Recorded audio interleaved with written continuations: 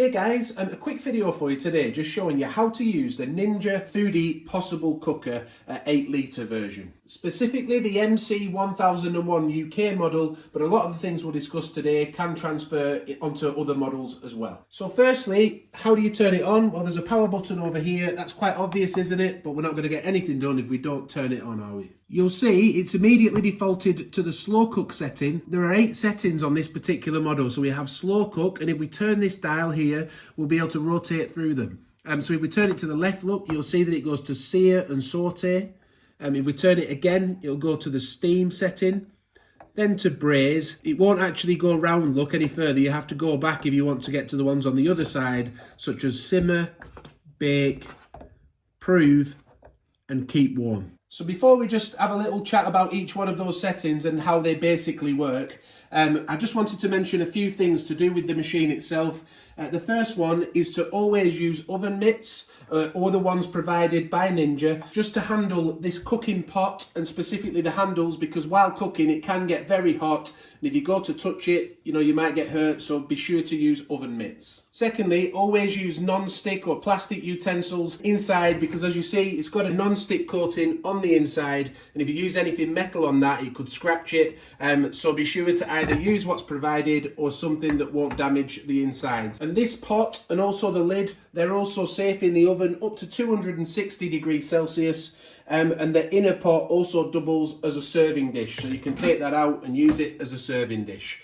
So there are a few tips for you before we begin looking at these settings. For best results, Ninja recommend not removing the lid while cooking. There's a little hole in the back here for steam to come out of, so you don't need to remove the lid. If you are steaming, be sure to use the steaming rack provided. And again, when removing food, be sure to use tongs or mitts or something just to protect your hands. So let's begin looking at these settings then. The first one we have is slow cook.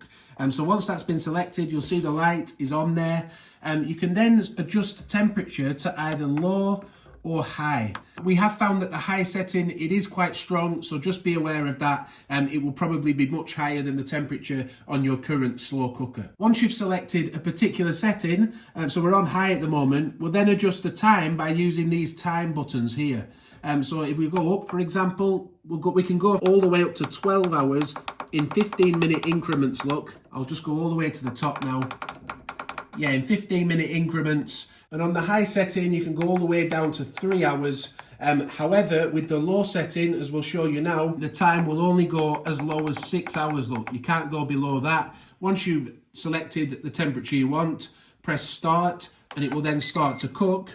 When it's finished cooking and it's counted down all the way to 0, it will beep again, the machine, and then it will switch to keep warm, and the counter will start to go up, the timings, and that will then let you know how long it's been keeping warm for. So now let's turn it to the sear or saute setting. Now this function can be used with or without the lid, so I'll just remove the lid for now. Again, we have a high and a low setting, and on this setting we don't adjust the time because it actually counts up the machine to let you know how long you've been doing it. So to begin, say I've selected high, I would press the start button, it will beep. Then it leaves it for about 5 minutes to let it heat up. Yeah, once it's finished preheating, all these lines will be lit up, and it will then start to count the timer up, as we'll show you now. So when sauteing, we will remove the steam tray as well. And you can also add your oil at this point as well. So now the preheat stage is finished, it's asking us to add food. And then after a few seconds, the machine will start counting up, and you can saute or sear your food for as long as you need. And when you're done, you just press start stop again.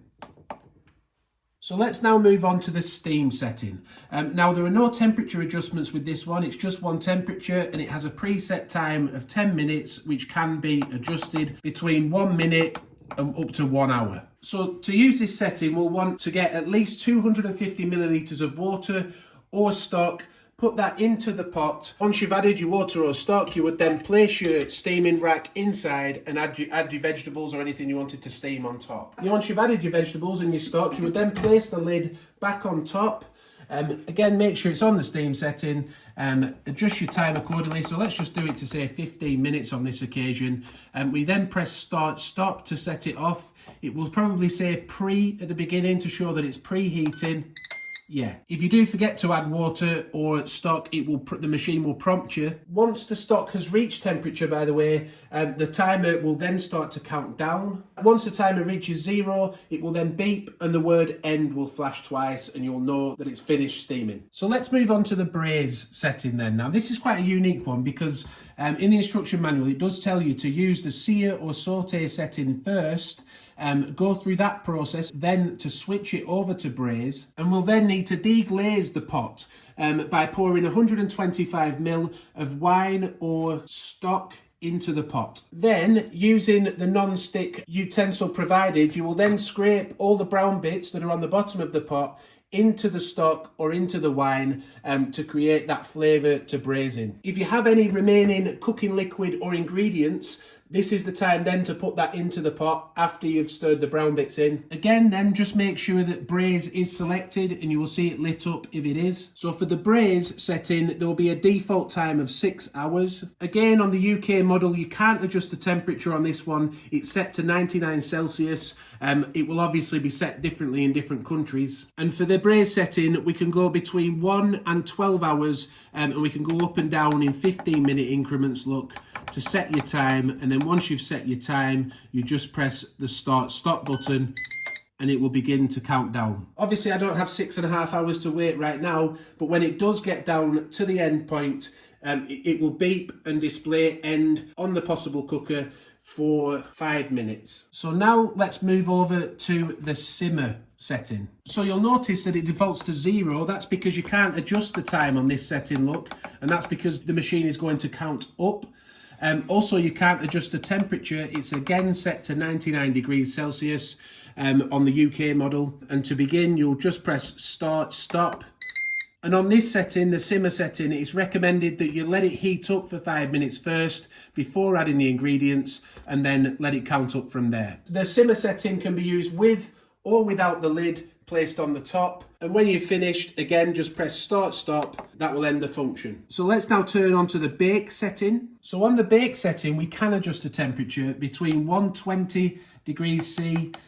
Bear in mind, I'm in the UK, so everything's in Celsius here. It might be Fahrenheit where you are, and it goes all the way up to 230. You can also adjust the time on the bake setting, but you'll find that you can only adjust it in minute increments until you get up to 1 hour.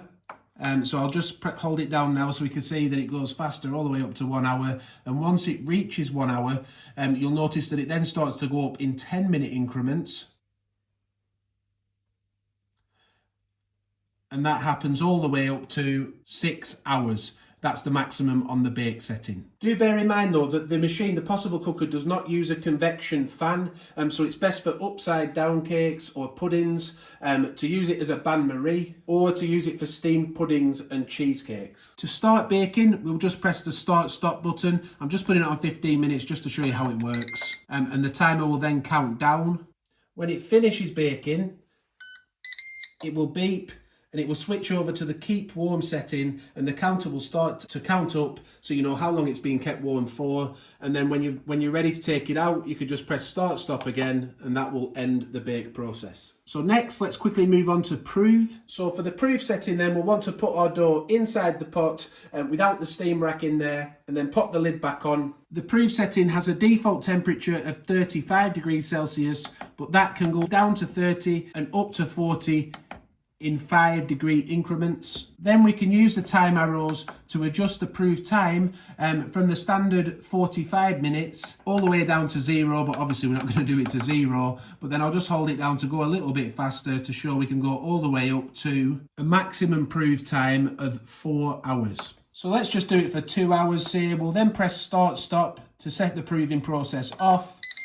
Then when it's counted down all the way to 0, the unit will beep again and the word end will flash up 3 times. If you do want to stop it early for any reason though, then again you can just press start stop and that will end it. Finally then, let's move to keep warm. Very self-explanatory. Yeah, for this one there are no temperature adjustments, no time adjustments. You just set it to the keep warm setting, press start stop.